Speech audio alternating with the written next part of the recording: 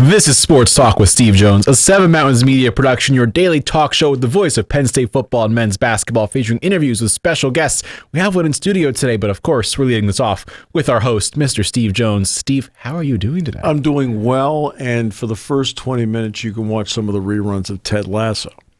Because I know how much it means to you. But if I do that, I'm going to cry. But the guest here today makes me not want to cry. Oh, no, absolutely not. And it's okay to cry. It's all right. Right? Just because I told you yesterday that in Marley and Me, I knew the dog got up when the scene was over. But I cry at births and weddings and things like that, you know. Well, Ted Lasso? No. Joe Putnam for 15 wonderful years. Yes, indeed. Right? 15 wonderful years we have worked together. And here we go again in that 15th season together. That's right. And it starts tonight in Williamsport. Once we're done with that presentation, then we move on to Medler Field, Lebrano Park, and tomorrow night is going to be spectacular. Absolutely. It is looking gorgeous for tomorrow night. Oh! The temperatures in the high 80s. We've got fireworks after the game. Our salute to baseball music, as every one of our fireworks shows is themed out this year. We've also got the $25,000 opening night pitching challenge. One lucky fan will be selected to head to the mound. And I've done the math, Steve. The Verlanders, the Scherzers, even the Otanis, none of them make $25,000 per pitch, but somebody could. They can throw the baseball through the 6-inch diameter target placed at home plate. Do they have 20 seconds to do it? They have actually, now they don't have to do it in 20 seconds, unlike just asking our players this year. But yes, they will be able to go for $25,000, and we are rooting for them all the way. And of course, we also have kids run the bases after the game, thanks to our friends at Mountain Nittany Health, and PSECU providing all the great opening night fun, including a magnet schedule giveaway, plus the fireworks, of course, and the $25,000 opening night pitching challenge as well. But first 500 fans get that magnet schedule, so you don't miss a game. And we'll, of course, have our usual brand of fun, some great food and beverages. Steakadelphia is back. Burgertopia returns to the right field grill. So, excuse me, is salsa back? Salsa is back. He knows. They're polishing the frame for the, what is it now, 800-time customer of the week. Thank you so much. So yes, and that is back. Flashpoint Grill is back. So a lot of new items joining the menu as well. We've got mushroom Swiss burgers available in the main stand. Yes, indeed. Buffalo chicken tenders are available. Ooh, Steakadelphia. I know people love their cheesesteaks at the ballpark. All the same ingredients. Just Steakadelphia now on the third base side of the field. Nice. So, and of course, Pepsi Picnic Pavilion will be going all season long, all you can eat buffet out there. Excuse me, let's now transition like the really great stuff. Sweet. Oh, yes, that is back, first base side. And I'll tell you what, when you're in line Friday night, which won't be for long, of course, take a look at these concession stands. There's been a lot of spiffing up going on here. Tim McCardle, our director of food and beverage, want to shout him out. Chef Jimmy. Chef Jimmy, my man. Oh, yeah. Gets it done. Jimmy's Famous Pizza back on the menu as well. Gets it done. Yes, indeed. Okay. So there is all sorts of fun going to be going on here, and we are hard at work, not only preparing for opening night tomorrow, Coaches versus Cancer Penn State Golf Tournament reception tonight as well, which is always a huge event. Hi. Yep. They'll probably get some idiot to MC it. Well, it won't be me. I'll be in Williamsport. I'll be with you in Williamsport on Sunday. That's right. That's right. And the fireworks display will be spectacular. Everything that you would want in an opening night will be there. And by the way, and you left this out last night. Now, I know it didn't apply to last night. Yes. But it's also a 4 for 44 Friday. That's right. That it is. As a veteran of day one. That you are. You are a literal day one, sir. Yes. And 4 for 44 Friday, yeah, just like every other Friday. Even though it's opening night, you still get 4 of our best seats, 4 hot dogs, 4 sodas for $44. And by the way, the value on that, up to $88. $88, yeah. So you're talking about if you get those Diamond Club seats with that package, it's half price, and it's available. Now, it's not available online. Do want to point out, you can call us, 814-272-1711, and I assure you, the phone lines are working. 814-272-1711. A little bit of a glitch, but we're all set now. Or you can come in person. Certainly you want to buy ahead of time in order so you make sure you get the best seats. Great seats are still available at the ballpark for opening night, for Saturday night with fireworks as well. I was about to bring up Saturday because Friday becomes Saturday. Back-to-back fireworks shows to start off the season. Penn State Health providing the Saturday show or presenting the Saturday show, and also a Pride hat giveaway for the first 500 fans as we enter Pride Month. So that's presented by Chumley's Cocktail Bar, and that is available Saturday as well, but tons of great fun there. Also, back-to-back games, both against the Williamsport Crosscutters, both 6:35 games, and both with tremendous fireworks shows after. It's also after. baseball bingo. That is right. Super Saturday is back. Fireworks and baseball bingo, that's been a potent combo the last few years. Yes. So, and I actually, talking with John Foreman, our director of production, there are animations. So if you don't hear Rodney Martin, the voice of Medler Field at Lebrano Park, when the baseball bingo number is read out, it's up on the board as well immediately. And of course, there'll be a summary, and you'll be able to track along with it at the Giant Customer Service Center. But first 10 fans that get bingo, you grab your baseball bingo card as you come in.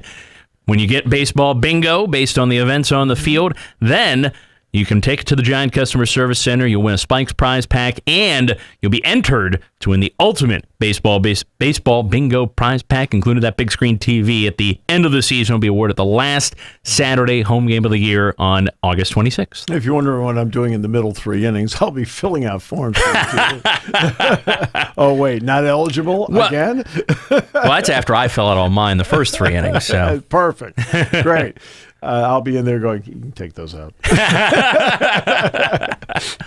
It's also interesting the first 10 days of the season, with the exception of Thirsty Thursday. Yep. All the daily promotions will be in vogue because the Spikes will be home. Absolutely. I mean, it starts with 4 for $44 Friday, and then we'll have another edition of that next Friday as well. Super Saturday, of course, fireworks, baseball, bingo. Our friends at the PA Lottery helping to present that. Sunday Fun Day at the ballpark means not only does that mean half-price hard seltzers, 3 to 5 p.m. First 150 kids eat and play free with a free play pass for the Geisinger Kids Zone and a coupon good for a hot dog and chips and a soda. But we also are bringing back pregame catch on the field, and it's presented by Curavetti. Nice. And the first 100 kids at each pregame catch on the field get a Spikes Youth Baseball glove presented by Curavetti as well. So all that taking place on Sundays. Buck Monday is in force. It's actually our only Buck Monday of the season. But we do have a trio of dollar dog nights, and that's the first one of those. But you can also get dollar bleacher seats, dollar popcorn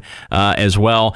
And you can partake in the Walking Taco Tuesday, which is always a popular one. Half-price walking tacos, 5:30 to 7:30. That has you written all over it, Steve. I may get 2. Then, of course, Wine Wednesday, half-price wine from Seven Mountains Wine Cellars, 5:30 to 7:30 every Wednesday. And you'd mention Thirsty Thursday, not in force for this trip. We're skipping over that for this opening. Yeah, because week. Yeah, that's the off day, and Mike and I are going. Mike Rhodes and I go to Scranton. That's the off day that I'll be hosting the Special Olympics opening ceremonies at Miller Field. Yeah, Scranton called first. That was the only reason why it worked out that way. But it's a busy week. The only thing it doesn't include, as you said, Thirsty Thursday, but every Thirsty Thursday this year, Dollar Beer Night returns. Always a popular feature.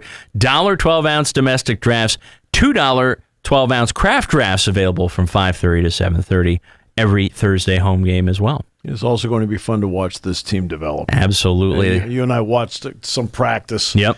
The other day, we were not practicing what we do. We were just standing there like watching. But, observing. Yes, but there's some talent there. There certainly is, and there's talent from all over. We've got a couple of guys from Washington State, down in Texas, obviously, California, down in the Southland as well. Ohio. Yeah, there's an Ohio kid on the team, but all of them coming together. They've been working out. They've been trickling in, coming off of regionals, tournaments, in some cases high school graduations. But these are talented players that are looking to make their mark and looking to hear their name called for the Major League Baseball draft during MLB All-Star Game weekend. And Kellen Hoover gets the ball tonight on the mound to start for the Spikes. And then tomorrow for the home opener, it'll be Caden Calber that gets the ball. So, and this, I will mention too, this is an extremely tall pitching staff that we've got. They're huge. I mean, unbelievable. We're talking,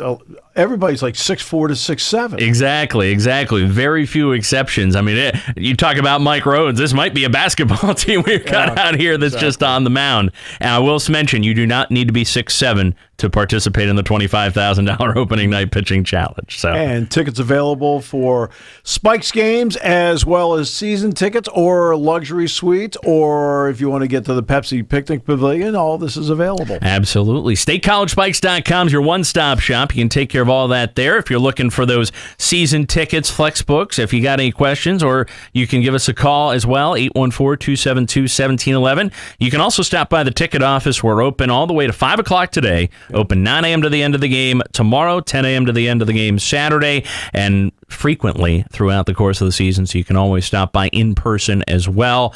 And but if you want to get your tickets ahead of time, make sure you've got the seats you want. Definitely do so. There are great seats still available for opening night, but we'd love to see you there if you haven't yet made your plans. And it's great family entertainment, so if you want to get your family out there, your search has ended. Yes, indeed. All right. I will see you tomorrow. I will see you tomorrow. Good luck at the CVC event tonight. Yes, and you on the road tonight in beautiful, historic Bowman Field. And you know what I always tell you, when the word historic is in front of it, we'll leave it at that. All right, so, yes, indeed. It means it's not new. Joe, you need to hit the bus. Yep, I'm hopping on the bus. Thanks, Steve, always pal. a pleasure. We'll be on together tomorrow night. He's the best. He's the best. Thanks, Joe. Now we're going to transition over to the NBA Finals. That was a sad. I guess Kyle's back now. All right, we're going to talk about now. It's like, okay. What, do you not want to discuss Nikola Jokic and why he might be the single biggest anomaly in sports history? Denver wins in 5. Denver wins in 5. You heard it here first from Steve Jones. I believe this is going 6 games. I think it's going at least 6. I think in the altitude, Miami does not win once, and Denver splits down there. And that's I believe it's going to go 6. I think home, each team wins their 2 games, and then the last Miami game, the Nuggets win in Miami. I think they win game 6 there. I think this is going to be a very rough outing for the Heat. This is going to be rough, but they're going to get it done at home. They're going to have Jimmy Butler behind them. They might get Hero back for game 3. That is the current rumor on the street. Mm-hmm. And if you get him back, maybe his shooting becomes a big factor for them. And maybe for whatever reason, they can't defend him. I see Denver sweeping 2 at home. Hero comes back, game 3, gives them a lift. What always happens after you've played a game, after you've been out for a while? Never ever see legs under you. You do not have your legs in game 4. Because of that, boom, that's Denver. Go back to Denver, win. Yeah. The last 2 games, the last actually 6 games they have played in the past 3 seasons, the Nuggets have won all 6 of them, but they have not won any of them, I believe, by, let's see here, more than, I don't know, a dozen at most. Mm-hmm. This year they won by 4 and 5 in their games. Last year it was by 9 and 10. So they're kind of ballparking it. And I know earlier today, Mike Brown, the Sacramento Kings head coach and coach of the year in the NBA this year, was on. The guy they ran out of Cleveland? The guy they ran out of Cleveland for no reason whatsoever, because he is a great coach and he's one of the best in the NBA. Mm-hmm. He was on, I believe it was the Hoop Collective with Brian Windhorst, Tim McMahon, Tim Bontemps of ESPN. And he said if he were to defend Jokic, he would just stop him from passing. He wouldn't care if he scores 50. If you do everything else to prevent him from passing the ball, you've got a very good shot. And yeah, it does make sense. So I know we discussed it a little bit, but maybe we do see Bam Adebayo on Aaron Gordon, KCP, someone else, let him kind of rove around behind and say, okay, we're going to exist. We're going to live by this. If Jokic drops 70 on us, so be it.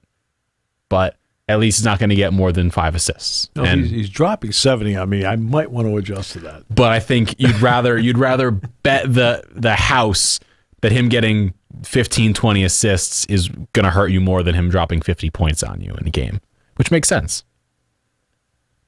But you don't agree? You disagree? Giannis in game, was it 7? Game 7. Against Phoenix. Or that was 6. Game 6. Dropped over 50. And Milwaukee won big. I would think that I would be okay with Giannis scoring 25, Nikola Jokic scoring 25 to 30.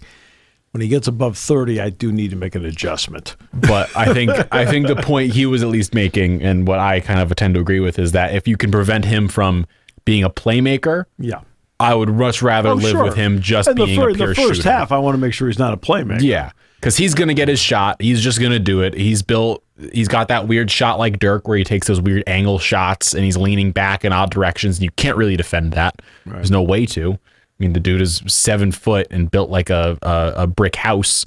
You can't really stop that. So may as well stop him from passing the ball. And if you do that, you're set up for at least some success to make it more of a 1-on-1 game rather than a 1-on-5. Yeah. So you say that Jokic is the great anomaly?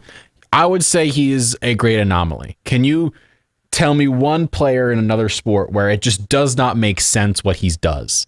That I look in football and there's not really a player to me that I see as like, okay, he can do just about anything. Maybe Lamar Jackson gets close, at least in today's NFL world, but I can't think of anyone else who gets into that realm of he's doing something that should not be happening, and it does not make logical sense that no one can really stop him. There's no sensible way to stop what he does. Lamar Jackson, similarly. I mean, this year he figures out how to pass the ball. All of a sudden he can pass it and he can run whenever he wants to, and you're screwed if you're another NFL team. I mean, in soccer, not really that person. Baseball, maybe Shohei Ohtani, but technically we've seen him before with Babe Ruth, technically. So just kind of hold my hands up and say he's the biggest anomaly in sports. He's not fast. He's not super strong. He's not super quick. Nothing. He's the ultimate.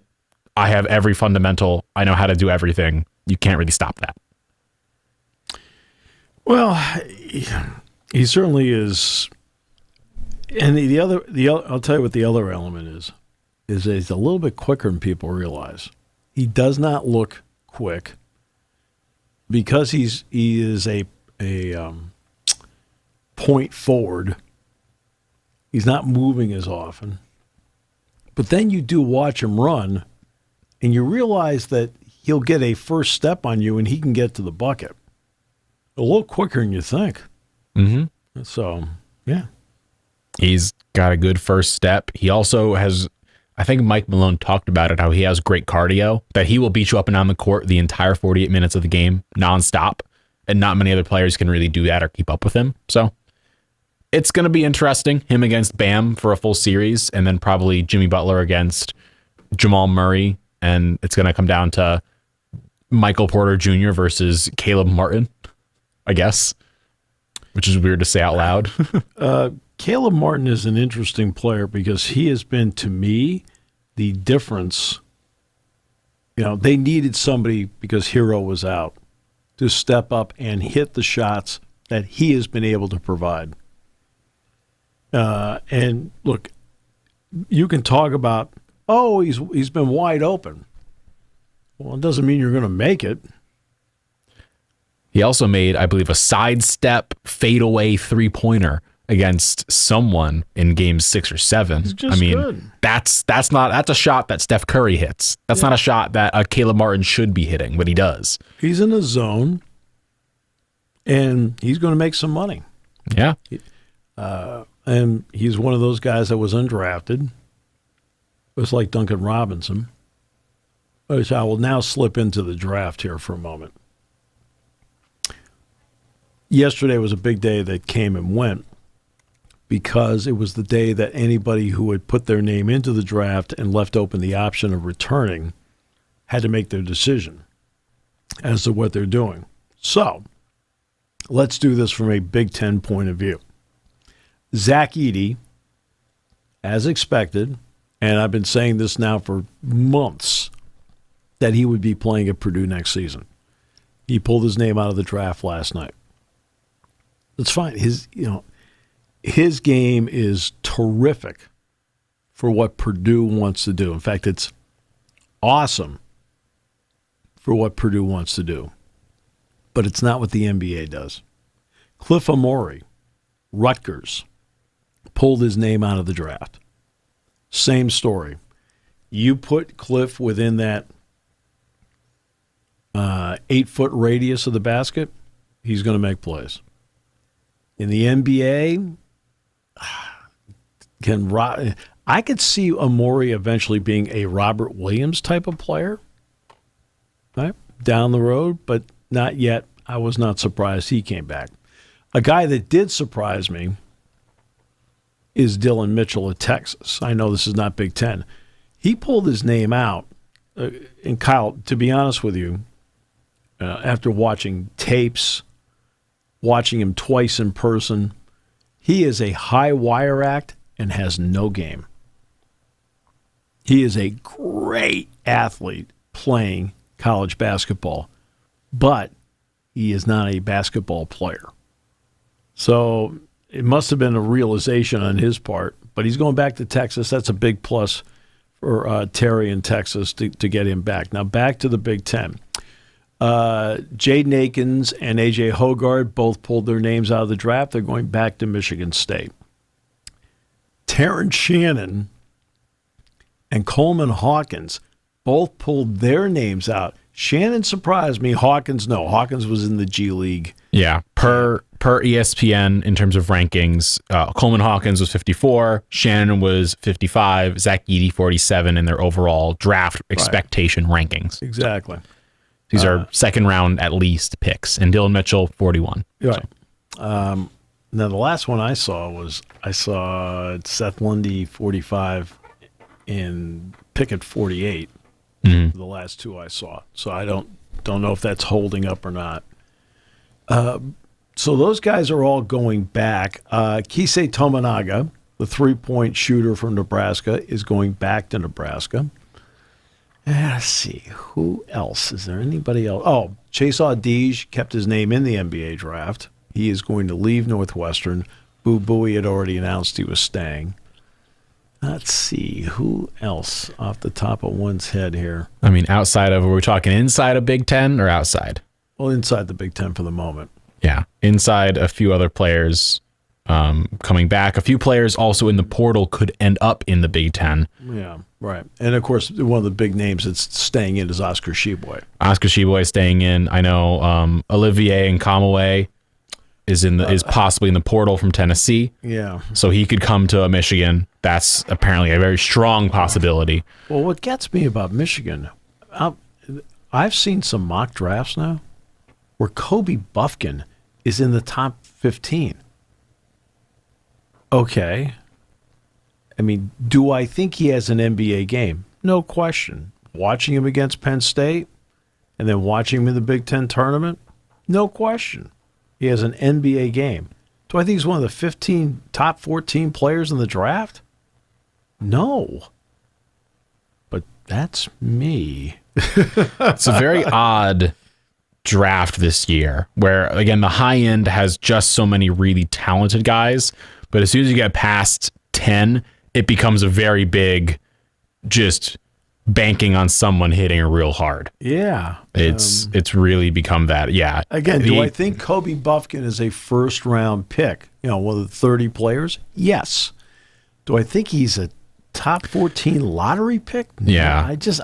I would be surprised if it happened. The AP has him currently drafted at 15 to Atlanta Hawks, stating that his quick change of pace could be as good as a guard off the bench, which as a first round pick, usually the lottery 15, 16, you kind of hope for someone to be a game changer in there, not really for a bench role. I mean, just above him is Jordan Hawkins, the guard from UConn, who people think could be just a light up shooter. Yeah, he's a change-up guy. He's a change-up guy. Around him, you've got Gigi Jackson from South Carolina, a few other players from like Chris Murray from Iowa, and a bunch of these guys that have such a high upside. Even Jet Howard is below him. Jet Howard's at 21. And do I think Jet Howard's a better player than Buffkin? Yes. Howard has a great crossover and a fabulous first step and can really shoot the ball. And he is being labeled at 21 to Brooklyn. So it's just a very odd draft where I think sometimes a lot of the really talented dudes are going to fall just because teams are going to maybe even bet on, okay, well, maybe he can fit this one exact role we need, even though it's going to be a bit of a reach. That maybe Buffkin would go low 20s instead if he wasn't. I'm just surprised by it.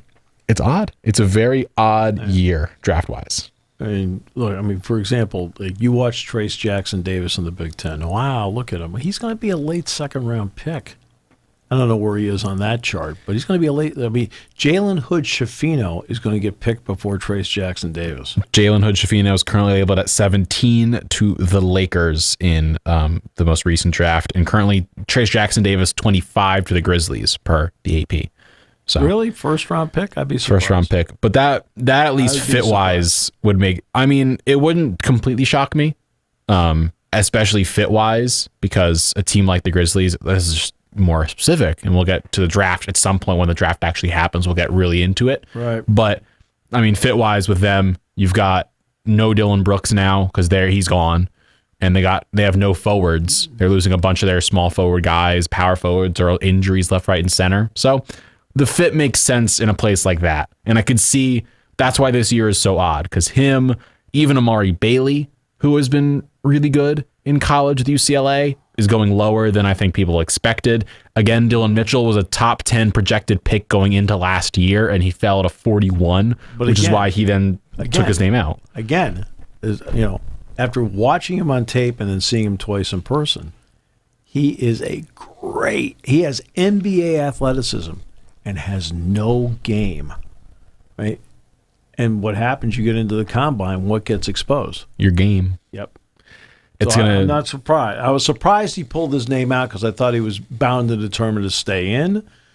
But I'm not surprised he's pulling his name out because I think performance-wise it came to light that he's not ready. He's got to come up with something else. Again, as we've discussed before, a lot of players put their name in and then pull it out when they kind of realize, okay, this is what I should be trying to improve on after this year. So I'd bet you some NBA teams talked to him and said, okay, like what you're really good at, of course, athleticism-wise, you should be trying to improve on these one or two areas.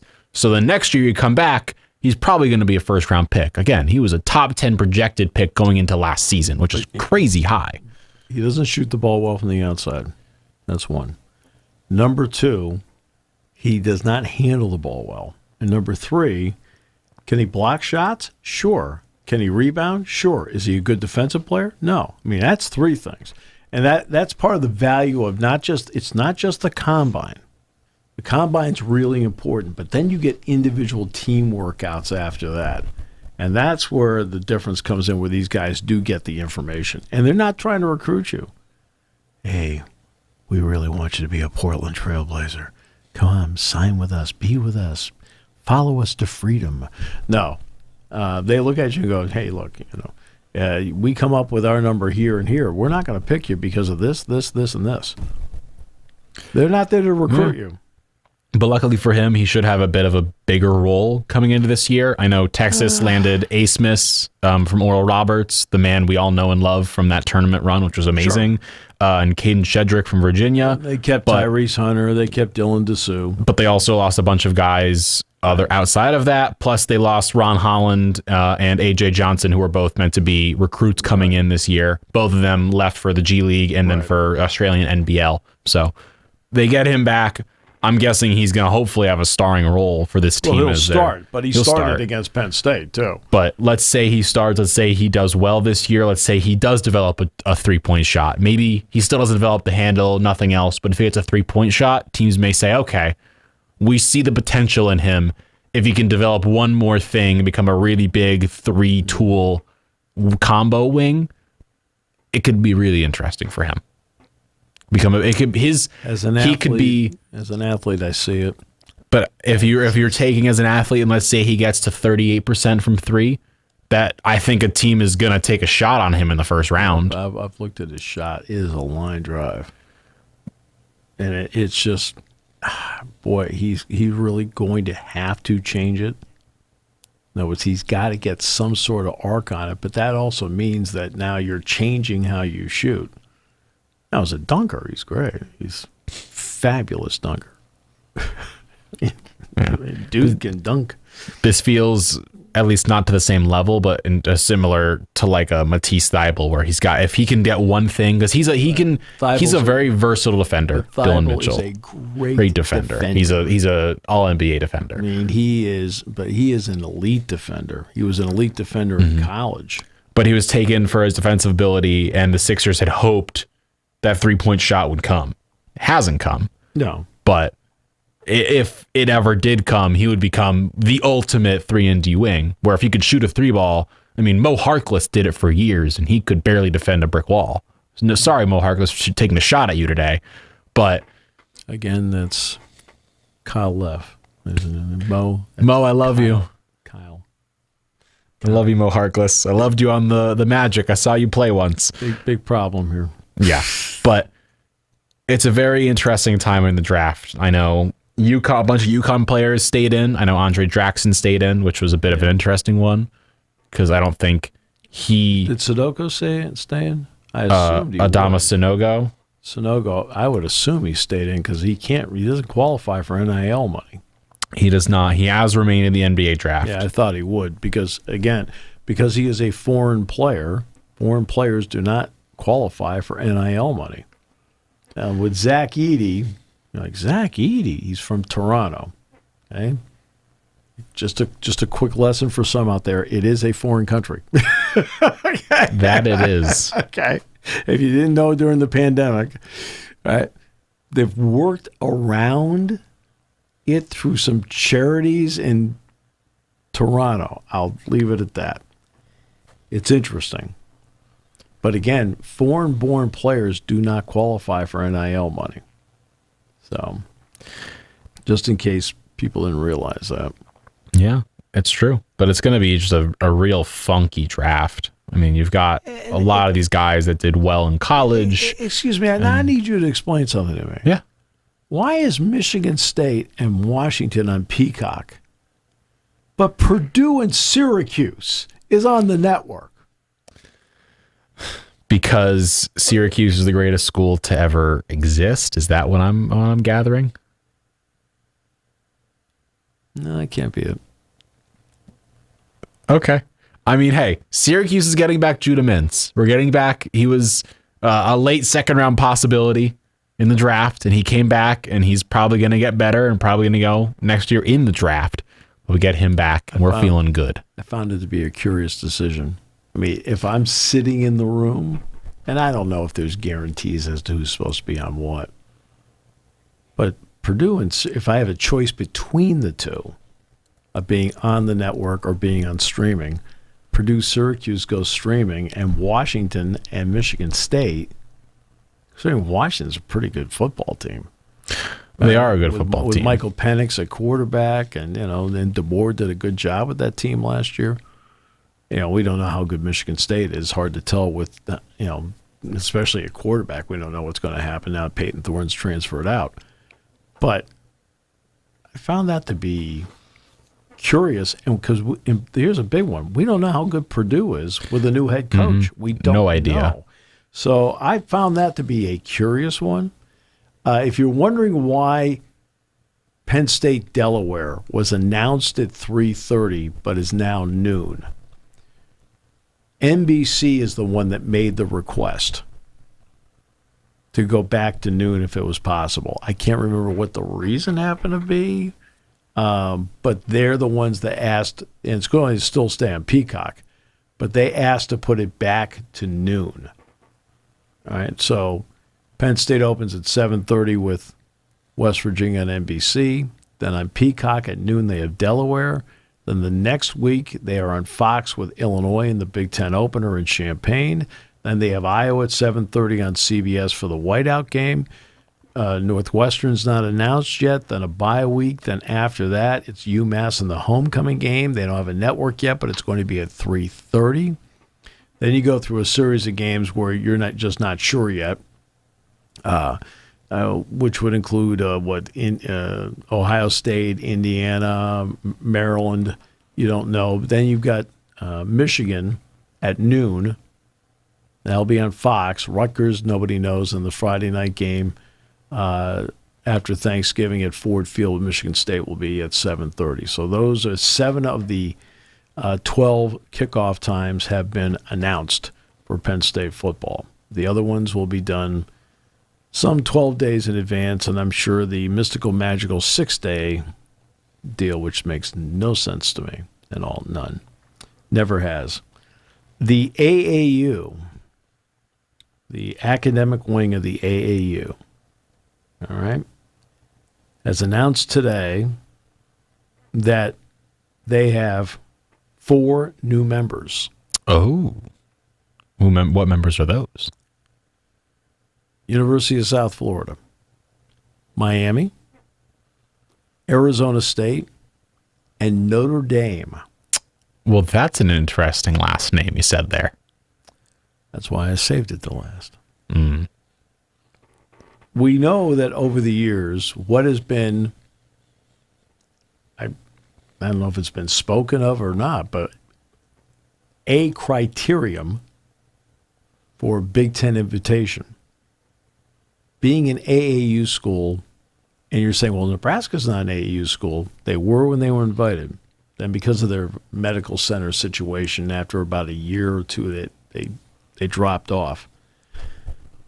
But this is, they were going to, look, we all know that if they weren't an AAU school and said they wanted, hey, what do you guys think? The Big Ten would be like, let's talk. But this doesn't hurt. It only helps. So now let's get to, very quickly, then we'll transition back to the NBA. The SEC meetings are going on right now. Several schools, like Georgia, for example, Georgia wants to play 9 conference games. Alabama wants to play 8. Now, here's the reason why. I talked with Dennis Dodd today, who was at the meetings. I talked to Dennis Dodd this morning. And he brought it up to Greg Byrne, the Alabama athletic director, and he said because of the uncertainty of how the college football playoff will play out with selections when they get to 12, he feels it would be best to stay at 8 until they get a real feel as to what's going on with that. And Dennis made a great point to me, and I agree with this. College football playoff is the committee does not allow any of the committee members to talk. Now, the lead person gets to talk. I don't get what the big secret is. Right? This is not like sitting in the war room saying, should we go in or not? This is college football. So it's not Dr. Strangelove? It's not that? Peter Sellers was great in that movie. Thought you'd enjoy the reference. So was Slim Pickens. But they're really a secretive group. They do that show on Tuesday nights, which I never watch. I could care less. I mean, Steve, the word secretive starts with SEC. Yes. Makes sense. But they don't really know what. That's why Alabama right now, because Saban has been pushing 9. And, in fact, Saban has said, hey, look, I want to play a 12-game schedule with all Power 5 teams. I mean, he has made that statement. And then this comes out, and they go, hey, wait a minute, I thought you wanted to play. And Greg Byrne explained that's the reason why. We don't really know what the criteria will be with the selection committee. And of course, they never talk. So they haven't decided that yet. Colorado is doing its due diligence, trying to check and see what is the deal with the Big 12. Deion Sanders evidently has told Rick George, hey, you want to look at it, go ahead. I mean, he's told him he's fine. He's on board with whatever the decision happens to be. The grant of rights, people are having fun with the possibility of school movement. Now, let's face it, the school movement has been Oklahoma, Texas going to the SEC, USC, UCLA going to the Big Ten. Okay. Pretty limited. Yeah. Anytime, well, there's been other movement along the way. For example, the Big 12 lost Texas and Oklahoma, so from the American and the independent ranks, they've been able to move up Cincinnati, UCF, Houston, and then, of course, they brought in BYU. Okay. So there's been movement like that. There's been other movement where the American has been able to absorb some Conference USA schools. I mean, things like that. That doesn't, no offense, it's not on the radar. Yeah. Right? It's not headline news. Texas, Oklahoma, USC, and UCLA, they're on the radar. To be honest with you, Houston, Cincinnati, UCF, and BYU. Oh, yeah, really? Okay, great. Oh, that's good. Oh, yeah, 12-team conference again. Okay.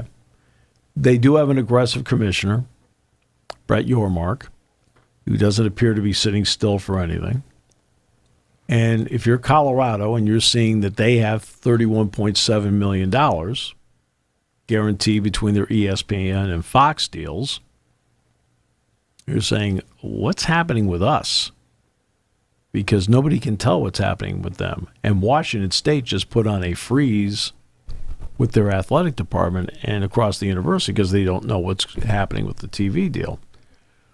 So that's what they're doing. As for the ACC, again, because there's been movement by other schools, Texas, Oklahoma, USC, UCLA, and Florida State has had a lot of bluster of we have to get out, we have to get out.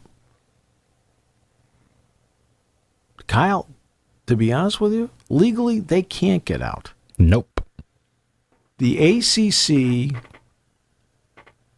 went to the Big 12 when they wanted to do their grant of rights. And they're very simple documents.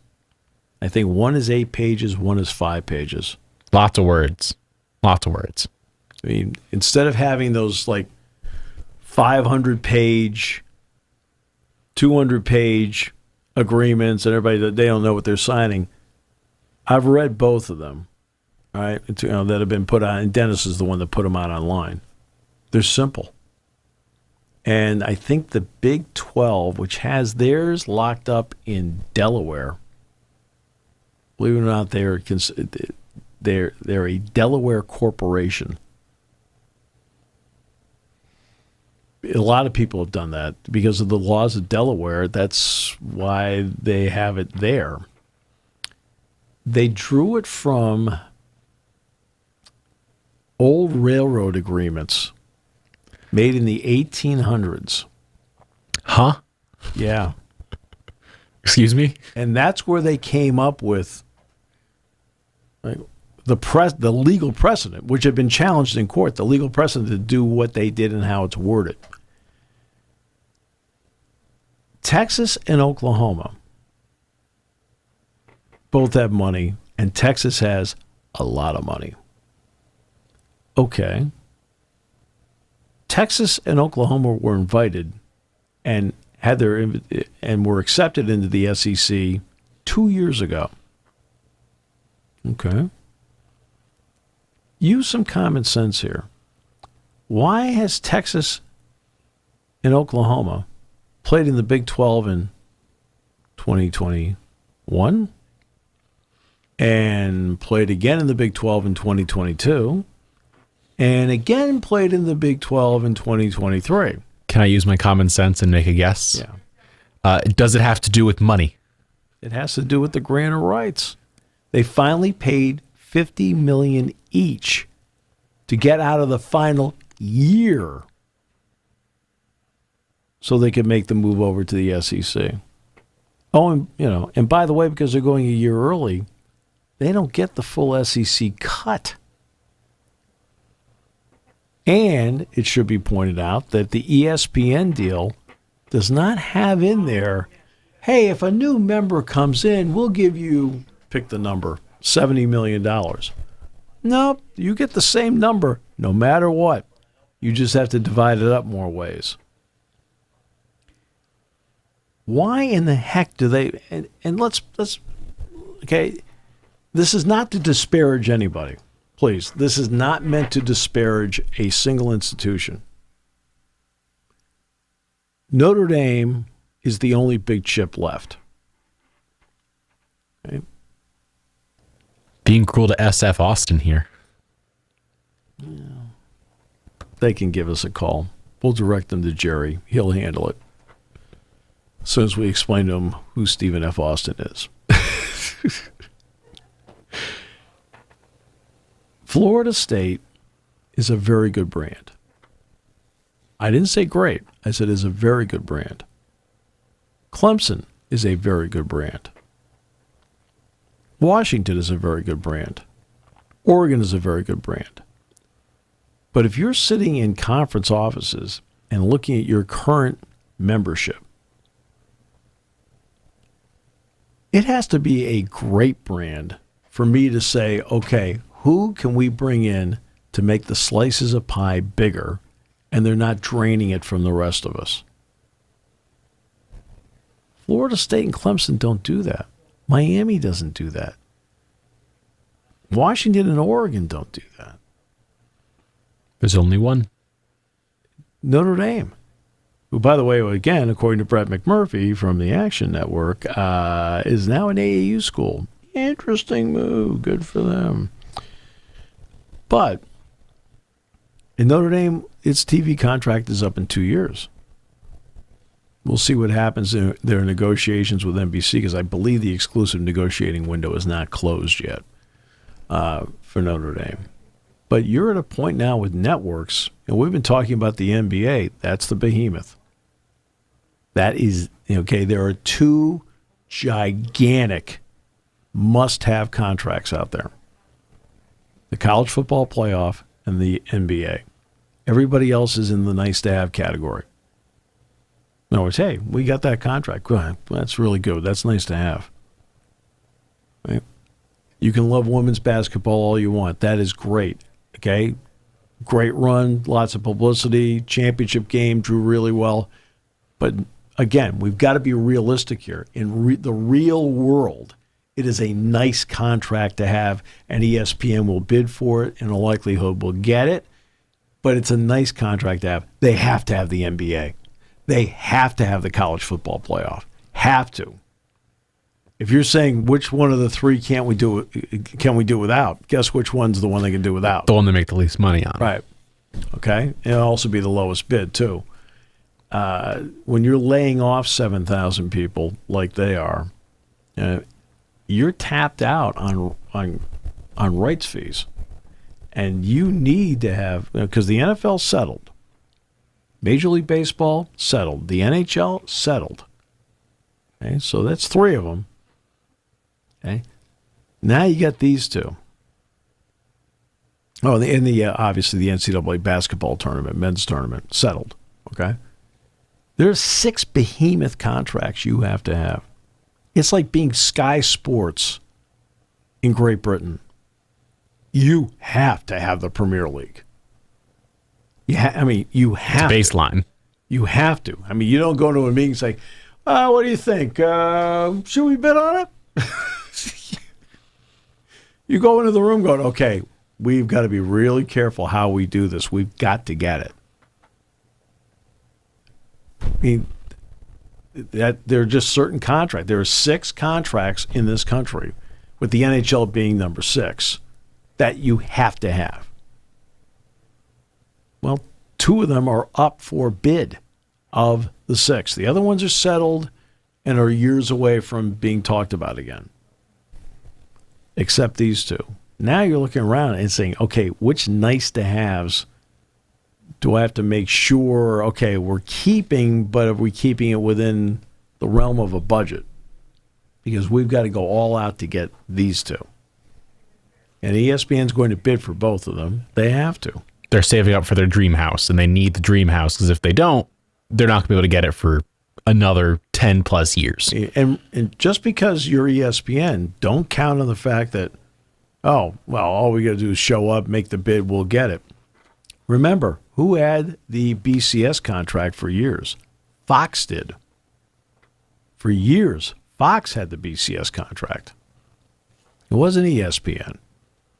Right? So with 12 games, or 12 schools involved in the college football playoff at minimum, and maybe we'll see going to 16, we'll see. It's going to be interesting. You have to be involved in it. So now back to the NBA. I was watching John Orand and Andrew Marchand on their podcast. 10.7 million viewers, over or under. Orand said under. Andrew said 10.71. I was going to say, this is going to be a 10 million on the dot type of broadcast here. Which is good, by the way, is good. Good numbers. But it'll win the week. It'll win the week. So that will be what the NBA will hang its hat on. It will not be a Warriors-Celtics number.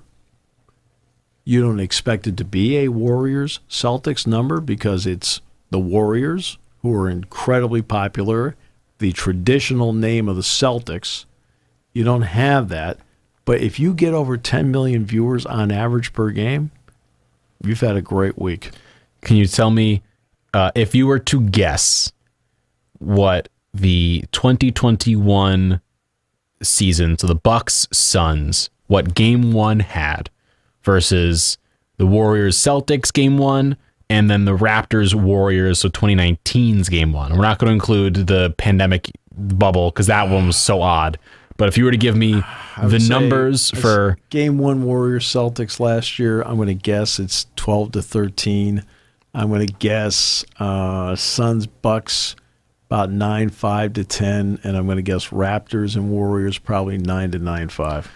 The Warriors Celtics 12.4, got that one on the dot. Bucks Suns 9.9, so just under 10. I was close. And then I said 9-5-10. Yeah. And the Raptors Warriors, which was the lowest for a few years, the lowest since 2014, was 15 million views. 15 million viewers. A crazy high number. But that was crazy high number for this. I'll tell you the reason why. Toronto's not a metered market in the U.S. But again, it's a very high number. And compared to like the NBA for years has had these really, really high viewerships. The last one to not have a 10 million plus viewership game was Spurs Cavs in 2007. Yeah. That was the last one to not really have a 10 million plus. But they had LeBron. But that was young LeBron. And they had LeBron. And then you go, but even then you go up to, let's say, the 2019 one. The lowest game they had in that Raptors win was game 4, which was 13 million. And then since then, only one game has beaten it, which was game 6 of the Warriors Celtics. That was the only game to beat it viewership wise the past 3 playoffs. You know what? There are a lot of factors around this, obviously. Now, one of them, the 2020 year in the bubble, it was an odd time. Yeah. But that tanked. That wasn't that they were getting like 4 million. They got their best numbers were 8.89 in game 5. Their lowest were 5.94 in game 3. But the NBA has externally hurt itself with a couple of when they had the problems with Daryl Morey retweeting support for Hong Kong. That did turn off people. Like, well, wait, hold on a second. You speak out against this country all the time. Well, what about this? And again, the NBA makes a ton of money. Internationally. They make so much. And in particular from the China market. LeBron James was in the process of putting out Space Jam 2. What market did he need to put it over the top? Hong Kong. Right? And all of China. He needed, I don't care, Beijing, Shanghai, Canton, Hong Kong, doesn't matter. He to put it over the top. So there were business concerns involved in it, but it did turn a segment of the population off, and I think it's played some role in the reduction in overall viewership, just like the Major League Baseball players' strike, the lockout. I want to be accurate. The lockout of '94 and no World Series, Major League Baseball has never recovered from that. You've always got to be careful, as to the level to which you turn off a segment of the fan base. Major League Baseball turned off a segment of the fan base, and just based on the numbers and the coinciding problems with China, these numbers match up, because it was after that things are starting to spiral a bit, and they're getting great numbers, but they're not getting absurd numbers like they did before. And I don't think it's a coincidence when you start looking at the line in the sand of baseball, the line of the sand what happened here. Right? It turned a segment, not a big segment, but a segment that could make a difference between getting 12 million and 15 million. It may have turned a segment off to the game. It did. It did. Yeah. And doesn't matter. I'm not saying right or wrong. I'm trying to draw, okay, why is this happening? Product is really good, right? Teams are really good, right? But is there something that is rubbing somebody the wrong way about it? Maybe. It doesn't rub me the wrong way. I'm fine. I'll watch. But that's me. And of course, tomorrow we will be discussing Game 1 and also discussing the NHL, because I talked to Kenny Stanley Albert Cup. yesterday. He said, tell Kyle, fellow Syracuse guy, I said hi. Well, there we go. He'll be working with Eddie Olczyk. His son Tommy played hockey here at Penn State. And I told Look Kenny, at and Ben Boma, Penn State's Ben Boma, is going to be sitting next to Kenny in the booth tomorrow. Well, there we go. Oh, no, I got all sorts. I told Tommy Olczyk once, between periods, I was doing BTN. And I said, hey, let's run down a couple of plays here. And Tommy's on with me, and he's running down some plays. I says, my goodness, you might be better than your dad. We'll talk to you tomorrow on Seven Mountains Media. And of course, thanks for tuning in to Sports Talk with Steve Jones, a Seven Mountains Media production. Check back daily for all the latest